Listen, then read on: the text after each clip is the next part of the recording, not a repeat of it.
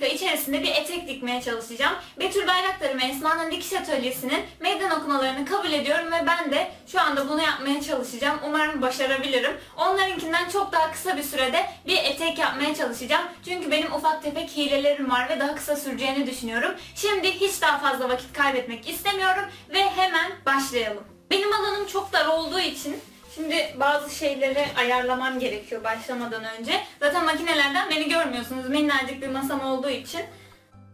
Evet, kumaşımın katını da ayırdım. Bence artık başlayabiliriz.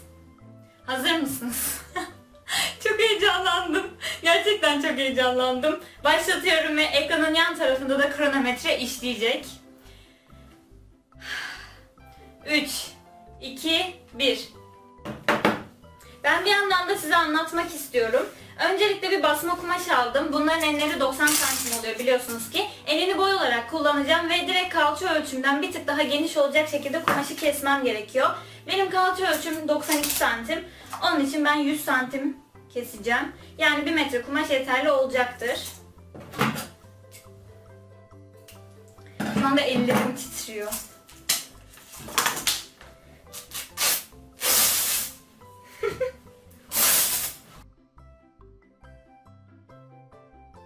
Bu şekilde kumaşımı kestim. Daha doğrusu yırttım. Şimdi bunun iki açık ucunu overlock makinemle dikeceğim. Henüz daha 1 dakika bile olmadı.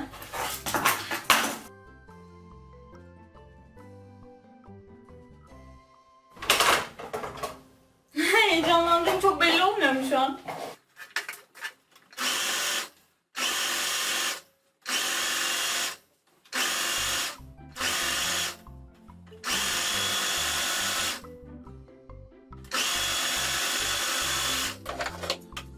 Bu şekilde kenarını birleştirdim.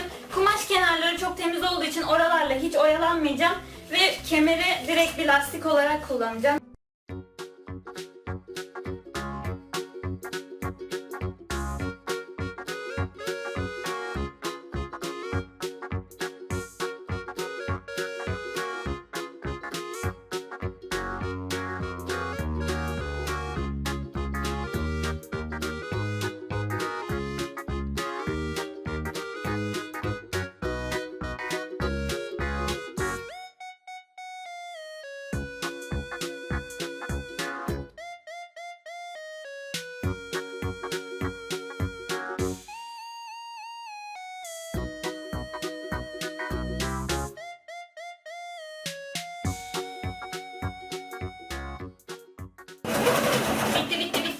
Bitti. Gerçekten bitti.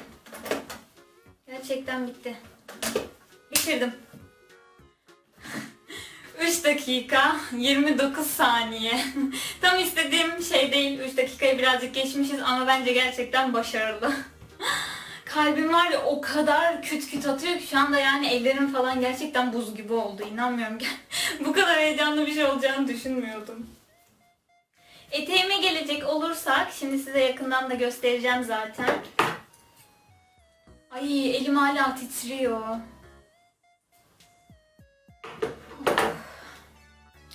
Bir saniye ben bir kendime geleyim. Ve işte 3 dakikada diktiğim midi boy eteğim. Hemen giyip geliyorum bakalım nasıl olmuş. Ama ondan önce ufak bir işim var.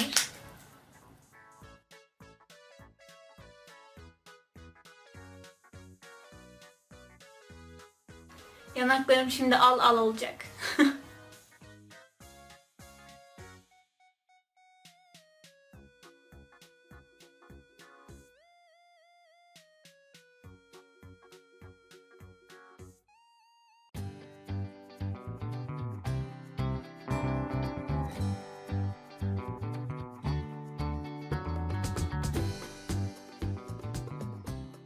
Midi boy bir etek yaptığımı zannederken aslında maxi boy bir etek yapmışım baya. Ama böyle olması bence çok daha güzel olmuş. Benim için de farklı bir tarz etek oldu. Çünkü hiç böyle bir eteğim yoktu. Umarım siz de beğenmişsinizdir. Benim gerçekten çok hoşuma gitti.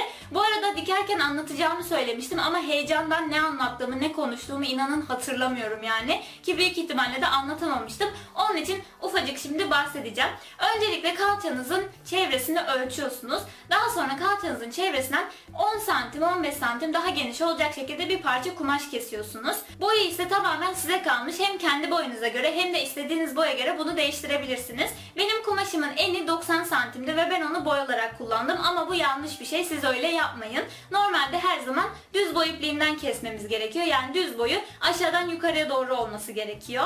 Ama ben kumaş kenarlarını temizlememek adına ufak bir hile yaptım ve bu şekilde yaptım. Daha sonra bel çevrenize uygun bir lastik kesiyorsunuz ve eteğin beline gerdire gerdire dikiyorsunuz. Siz boyundan yapacağınız için bir de altını kapatması kalıyor. Onu ben yapmadım biliyorsunuz. Ve böylece eteğiniz hazır oluyor. Gerçekten çok basit ki 3 dakikada dikilebilecek bir şey. Ama şöyle bir uyarı yapmam gerekiyor ki kalçanızdan biraz daha geniş kestiğinizde yürüme kolaylığınız çok iyi olmuyor. Hani rahatça yürüyemiyorsunuz. Birazcık takılıyor etek. Özellikle bu boyda yaparsanız. Eğer aşağıya doğru açarak keserseniz veya yan tarafına yırtma çeklerseniz, ben birazdan öyle yapacağım, o şekilde de rahatlıkla kullanabilirsiniz.